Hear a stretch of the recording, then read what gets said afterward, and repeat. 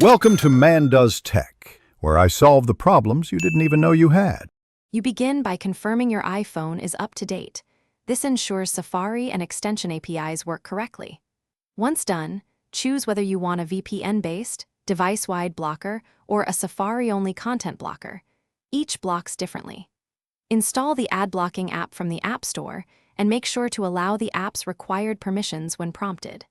Then open Settings and navigate directly to Safari extensions or the VPN configuration. This is the first actionable step that gets you into the blocking flow.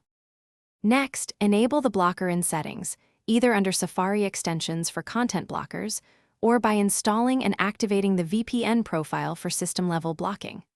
Once enabled, open the Blockers app to import recommended filter lists and to toggle categories, block trackers, ad networks, pop-ups, and known malicious domains.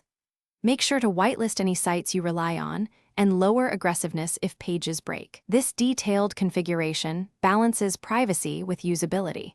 So tweak filters and test popular sites. To finish, verify ad blocking across Safari and in-app browsers. Load sites and clear browser cache to remove stored ad content. If you still see Google Ads, disable the blocker briefly, then re-enable it. Often a quick reset applies updated filters. Make sure the blocker app is updated, and if a specific site breaks, remove it from the whitelist or lower blocking aggressiveness.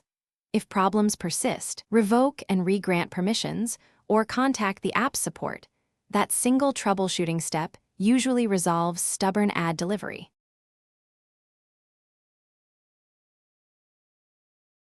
Thanks for watching.